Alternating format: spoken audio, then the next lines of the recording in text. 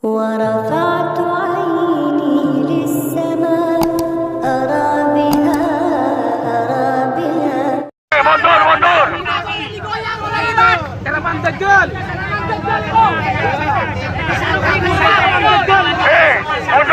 mundur jangan sampai terprovokasi. Menyaksikan ini ujian kesabaran pribumi benar-benar sudah sampai di ubud-ubud. Ini tidak bisa dibiarkan. Pada video ini tergambarkan sekelompok orang yang hendak menimbulkan sedikit gangguan terhadap acara pengajian akbar sekaligus pelantikan pengurus Perjuangan Wali Songo Indonesia PWI dan Laskar Sabilillah Kota Gresik. Sekelompok orang ini hendak memprotes acara tampaknya, namun alhamdulillah sudah mampu dipukul mundur oleh pasukan Laskar Sabilillah Satrio Winongo, Pasar dan Matra.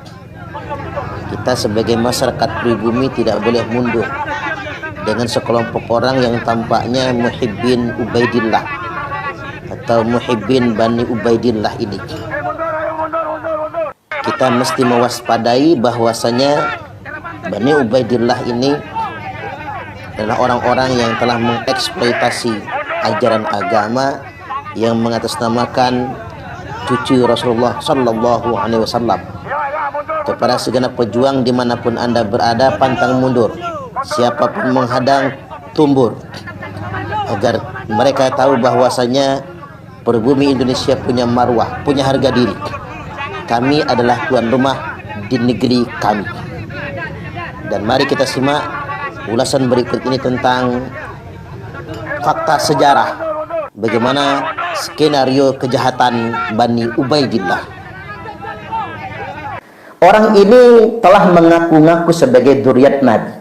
Siapa sih Ubaidillah bin Ahmad Al-Habib? Jadi gelarnya saja Al-Habib ini, Ahmad Al-Habib. Dia ngerti betul kalau dia ngaku Nabi orang nggak akan percaya. Pasti diperangi langsung kalau ngaku Nabi. Strategi kemudian dirubah. Kalau ngaku Nabi orang nggak percaya. Ngaku Imam Mahdi orang belum tentu percaya. Ngaku imam besar atau imam jumbo orang belum tentu mau ikut.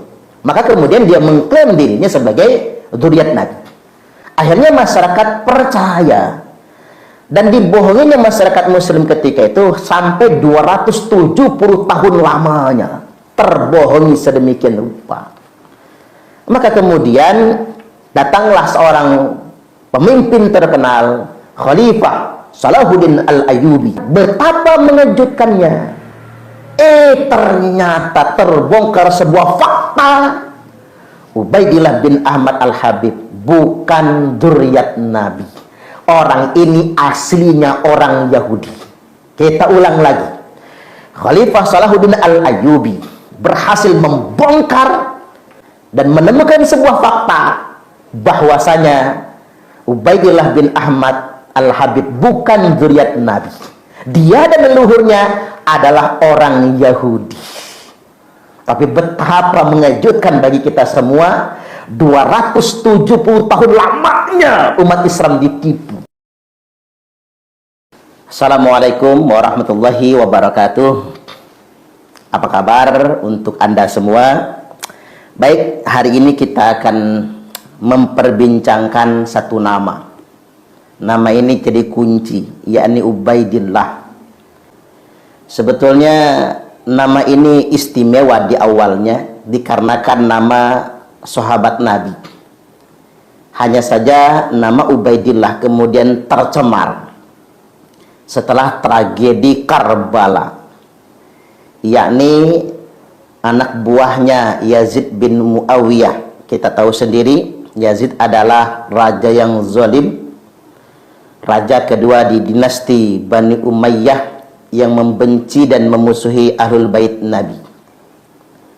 Jadi Yazid bin Muawiyah yang memerintahkan Ubaidillah bin Ziyad, gubernur Basrah, Kufah dan Khurasan, untuk membantai Ahlul Bait Nabi. yang kita kenal dengan tragedi Karbala. Kita tahu semualah dengan ini semua. Tragedi Karbala, di mana Ubaidillah bin Ziyad, si Ubaid ini memenggal kepala cucu kesayangan Nabi, Imam Husain bin Ali, pada tanggal 10 Muharram. Ini tragedi yang luar biasa, diketahui oleh khalayak ramai dan selalu diingat dari generasi ke generasi.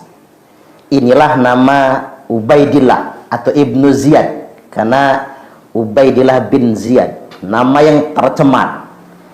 Tidak hanya menyakiti ahlul bait Nabi, juga membantai ahlul bait Nabi dan menghinakan Imam Husain radhiyallahu an. Nah, ini tidak pernah dilupakan oleh umat Islam sepanjang sejarah. Apalagi ketemu dengan bulan Muharram, apalagi ketemu dengan hari Asyura. Nah, saya ingin ingatkan buat kita semua bahwasanya sederhana sajalah. Nama Ubaid ini pokoknya nama tercemar pokoknya. Saya ingin sederhanakan sedemikian rupa. Lantas kemudian belakangan ada satu klan namanya klan Ba'alwi, mengklaim pendulu mereka, datuk moyang mereka bernama Ubaidillah bin Ahmad bin Isa. Kita akan mendapati kejanggalan di sini. Coba kita lihat sebagaimana yang tercatat dalam Syajaratul Mubarakah, bahwasanya Imam Ahmad bin Isa atau Sayyid Ahmad bin Isa itu punya 3 anak laki-laki, yakni Muhammad, Husain, dan Ali. Coba kita lihat karakteristik penamaan yang dipilih oleh Imam Ahmad atau Sayyid Ahmad bin Isa. Beliau pilihkan nama anak-anaknya mengambil nama-nama leluhurnya. Muhammad itu nama kakeknya, Ali juga nama kakeknya, Husain juga kan nama kakeknya. Loh, kok tiba-tiba orang mencantolkan nama yang keempat, nama yang belum pernah tercatat sebelumnya, nama yang belum pernah ada dengan nama Ubaid atau Ubaidillah ini tadi. Coba kita pakai logika yang sederhana saja. Kita tahu betul yang bunuh kakek kita namanya Ubaidillah, yang memenggal kepala kakek kita namanya Ubaidillah. Masa kita akan ngasih nama anak kita Ubaidillah? Nah, kita berpikirnya sederhana saja. Buat khususnya umat Islam yang ada di seantero Nusantara, bahkan di dunia internasional, apakah mungkin seseorang akan memberi nama buat anaknya dengan nama yang nama tersebut teridentifikasikan sebagai pemenggal kepala kakeknya? Ini nggak masuk akal sebetulnya. Dari segi moral saja ini sudah nggak kena. Dari alasan nurani saja ini sudah nggak tepat. Orang-orang Ba'alwi beralasan, oh namanya itu awalnya Abdullah, kemudian ditasghir karena nggak mau sombong jadi Ubaidullah. Ini bisa-bisaan dulu aja kali. Ini kan jurus ngeles. Ini jurus ngeles sebetulnya. Ya masa ya sesimpel itu ngelesnya? Ini nama loh. Nama itu jadi komitmen dasar. Seorang ayah memberi nama kepada anak itu menunjukkan komitmennya. Dan tidak mungkin kan dia memberikan nama musuh disematkan kepada nama anaknya, yang jelas-jelas musuh ini dilaknat oleh Allah Subhanahu wa Ta'ala. Ini untuk semakin menguatkan bahwasanya Ubaidillah atau Ubaid ini tadi adalah nama yang sengaja dicangkokkan ke nasab keturunan Rasulullah Sallallahu Alaihi Wasallam. Jadi saya ulang ya, ini semakin menguatkan indikasi bahwasanya nama Ubaidullah atau Ubaidillah atau Ubaid ini tadi adalah nama yang sengaja dicangkokkan seseorang kepada pohon nasab suci Rasulullah Sallallahu Alaihi Wasallam. Mengapa demikian? Karena memang berdasarkan kitab nasab, nama ini kan baru muncul di kemudian hari. Nah, nama ini, nama Ubaid ini tadi baru dicantumkan dan dicantolkan ke nasab suci Rasulullah Sallallahu Alaihi Wasallam pada akhir abad ke-9 Hijriyah oleh Habib Ali bin Abu Bakar As-Sakron. Kalau kita melihat catatan, Habib Ali bin Abu Bakar As-Sakran ini wafatnya saja tahun 895 Hijriah. Jadi kita ukur dari rentang wafatnya Ubaid tahun 383 Hijriah ke wafatnya Habib Ali bin Abu Bakar As-Sakran tahun 895 Hijriah. Ada jarak waktu 5 abad lebih, 500 tahun lebih. Nah kan kita nggak bisa percaya kan? Coba kita pakai logika yang sederhana, pakai nalar yang sehat. Nggak mungkin kan? Rentang waktu kalau kita lihat dari tahun wafatnya saja mencapai 512 tahun. Ini yang pertama kali nih nyantolin Ubaid ini adalah zuriat Nabi. Itu adalah Habib Ali bin Abu Bakar As-Sakran dalam kitabnya Al-Burqatul Musyiqah yang kemudian terkenal dengan kitab Al-Burqah. Setelah 5 abad kemudian ada seseorang dari marga Ba'alwi mengarang sebuah kitab nasab. Tiba-tiba dia bikin pohon nasab. Dari pohon nasab yang sudah ada dicantolkan satu rangkaian pohon nasab, satu cabang, yakni cabang Ubaid ini tadi. Bahkan dalam kitab Al-Burqah Ali As-Sakran tidak menyebutkan Ubaidullah. Jadi tidak ada mudhof ilaihnya. Hanya Ubaid aja disebutkan. Coba Anda lihat di dalam kitab Al-Burqatul Musyiqah. Kan hanya dicantumkan Ubaid saja. Tidak disebutkan Ubaidullah atau Ubaidillah tersebut. Hanya Ubaid saja. Dan kita sederhana saja berpikirnya kan. Ini baru 5 abad lebih. Ayo kita ngopi bareng gitu. Pikirin bareng-bareng lah. Bahkan menurut saya oleh para Ba'alwi juga pikirkanlah. Saya juga masih berbaik sangka dengan antum. Mengapa antum tuh pede banget ngaku cucu Nabi? Ya boleh jadi karena antum yakin gitu. Antum percaya. Siapa sih yang nggak percaya nasabnya dicantolkan kepada nasab yang mulia?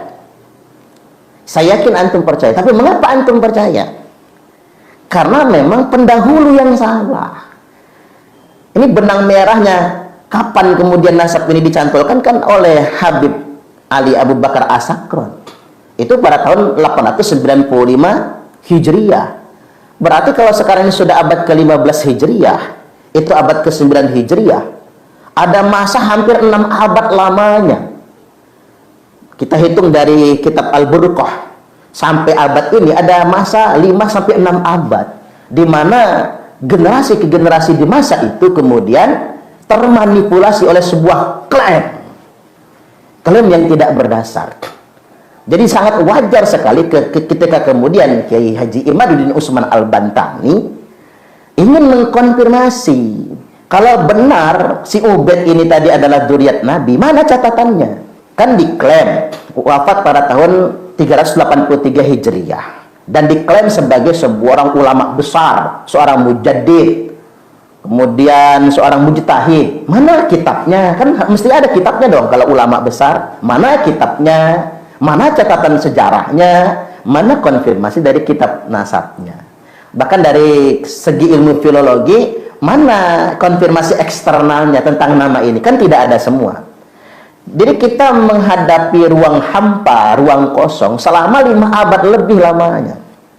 Ibarat kata beginilah, orang tahu anaknya Soekarno, ada Megawati Soekarno Putri, ada Rahmawati, ada Sukmawati, ada Guntur, ada Guru. Ini jelas nih, anaknya Soekarno, orang kemudian mengenal, mengidentifikasikannya. Ini sekarang, di tahun 2024. Atau sekarangnya abad berapa nih? Abad ke-21.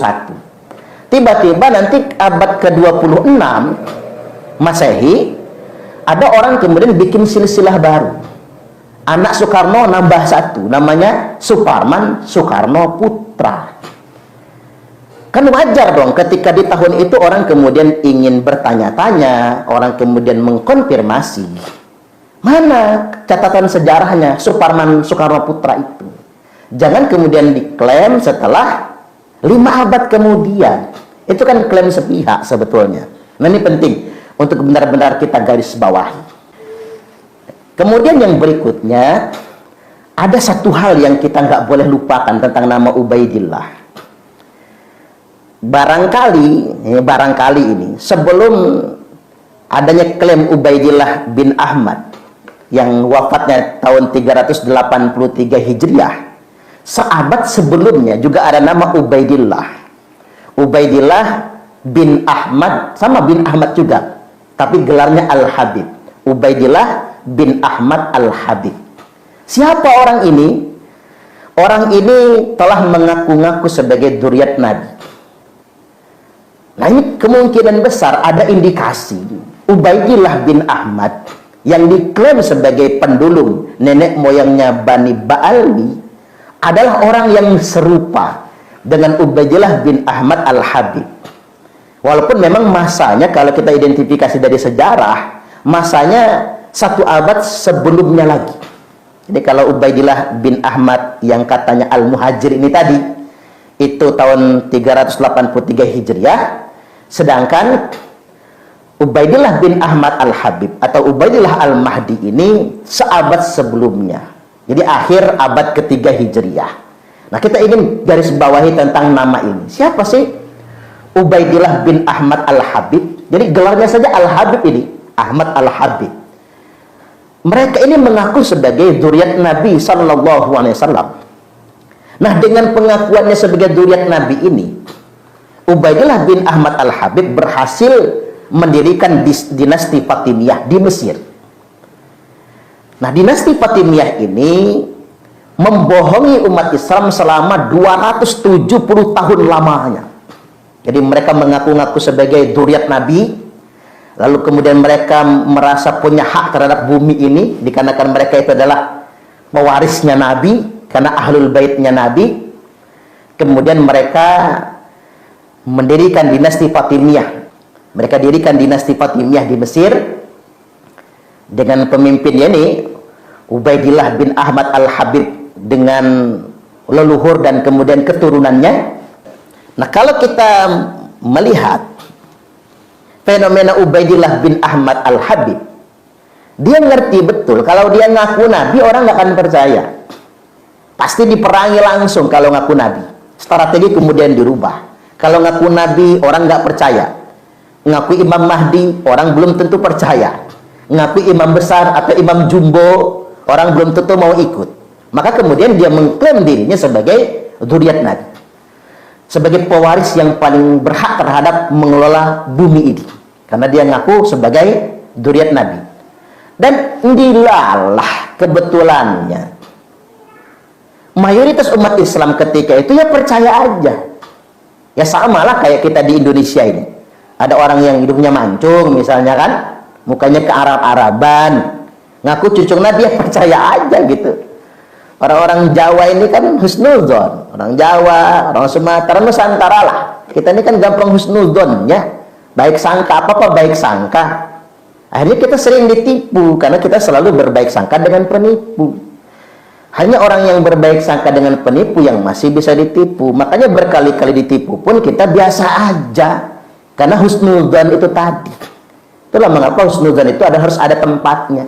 Ya, baik lagi bahwasanya Ubaidillah bin Ahmad Al-Habib atau Ubaidillah Al-Mahdi ini mendirikan dinasti Fatimiyah dengan satu klaim bahwasanya dia dan keluarganya merupakan dzurriyyat Nabi.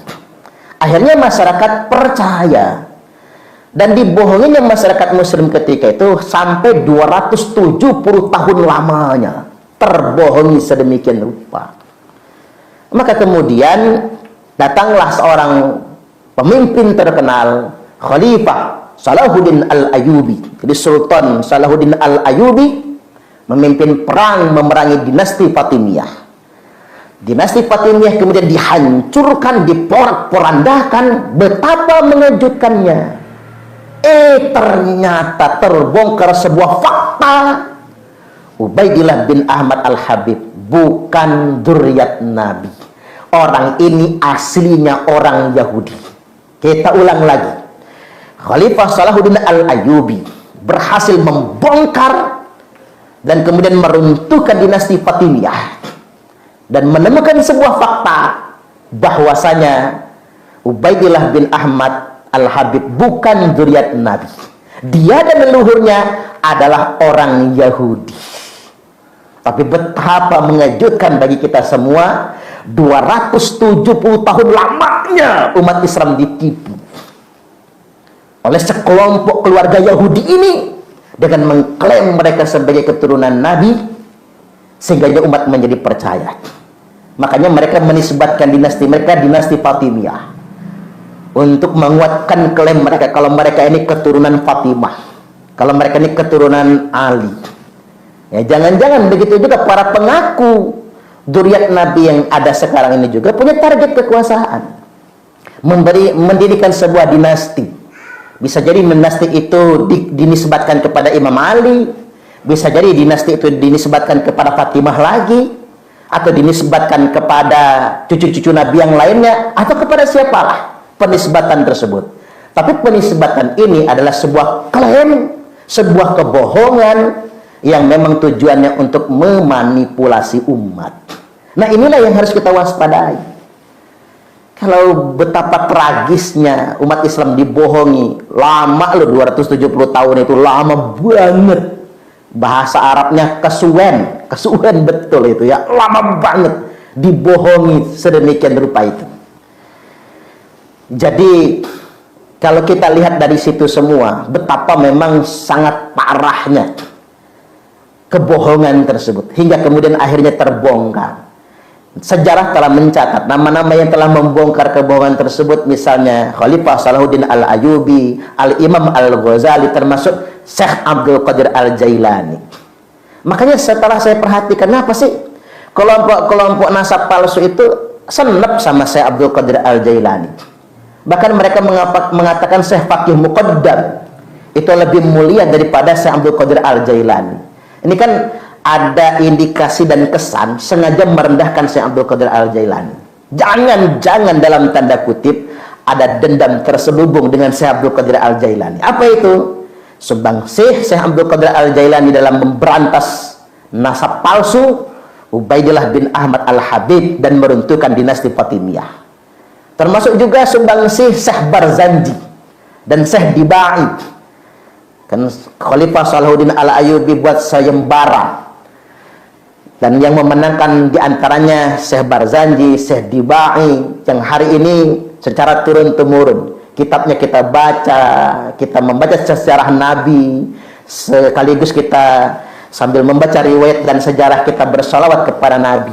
Dan seakan-akan ada dendam terselubung dengan Barzanji dan Dibai. Buktinya apa? Mulai digeser pelan-pelan.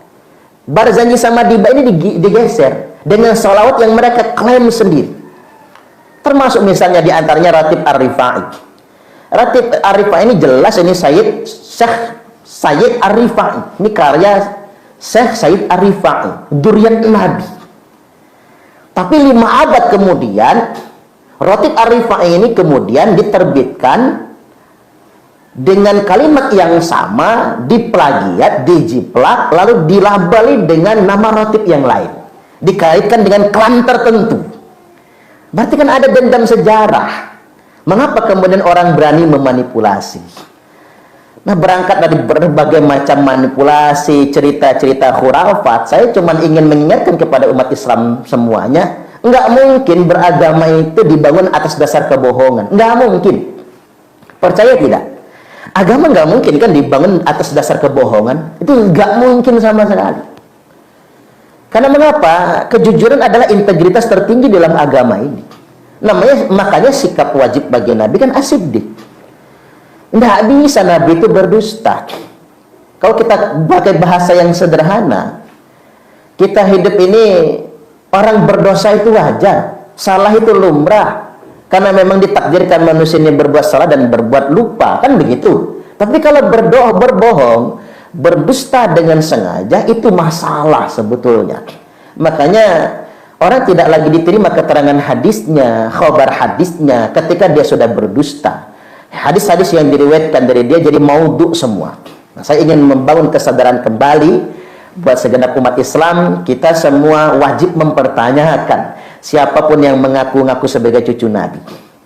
Persis dengan apa yang difatwakan oleh Al-Hafiz Ibnu Hajar Al-Haytami, yang bagi li kulli ahadin ayyakuna lahu ghiratun fi hadzal nasab syarif Ya, kita semua harus cemburu lah bahasanya. Yuk kita cemburu dengan nasab keturunan Nabi. Kita cemburu, kalau bahasa kerennya punya sensitivitas, sensibility, sense of crisis, kepedulian lebih dengan nasab Rasulullah sallallahu alaihi wasallam. Peduli ini untuk cinta, untuk memuliakan, sekaligus juga untuk waspada. Wa dhabatahu hatta la yantasiba ilaihi sallallahu alaihi wasallam ahadun illa bihaqq. Dan kita semua wajib meneliti, terutama para kiai, para ulama, khususnya juga para ahli nasab, wajib meneliti siapapun yang telah mencantolkan pohon nasabnya kepada Rasulullah sallallahu alaihi wasallam.